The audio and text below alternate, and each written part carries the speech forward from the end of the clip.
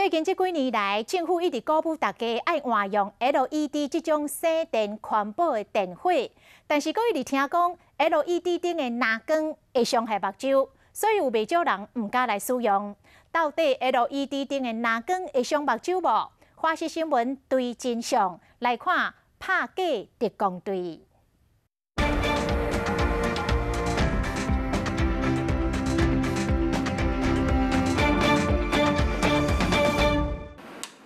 办公室拢换较光的 LED 的灯，今日卖场同款拢是 LED 的灯。工研院就预估3年内 LED 灯将会占全球照明市场市占量1半以上。在这环保世代，号称最省电、最受欢迎的人工光源，商演疑虑确实不断。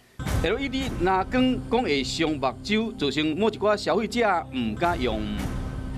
这实际上错误的迷思没有错。 早期 LED 发光的原理，它是用蓝光激发黄色荧光粉来产生白光，所以确实蓝光的这种成分存在里面。但事实上，我们现在的那个照明业界呢，为了怕担心消费者做疑虑呢，主动就把蓝光的比例呢把它降低。它蓝光的比例呢，甚至于比日光灯还少，比阳光里面的蓝光成分还少。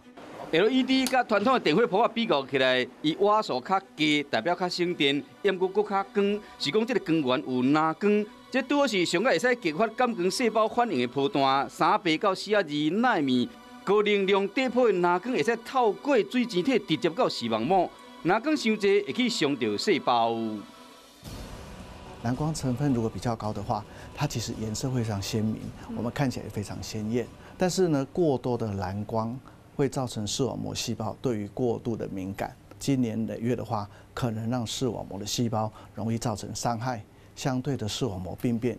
随着荧光粉配方和制成的演进，现在 LED 的蓝光数量已经比早期产品减少了80%以上。专家各有4大建议，教导消费者聪明选购。其实现在我们国家都有标准，叫做低蓝光的照明设备。 所以，如果要近距离选择，特别是阅读的话，可以选择低蓝光。那在基本上的标准时，大部分都会有 IEC 的一个所谓蓝光的认证。那像在目前所上市的，基本上都一定是政府这边合格过了才会有。出来若是有动过目睭手术，也是讲有囡仔，建议选用低色温的灯，当然用久嘛是爱换。LED 的光源虽然讲有蓝光，要不若接死的原则，用这个 LED 的灯就免伤过紧张。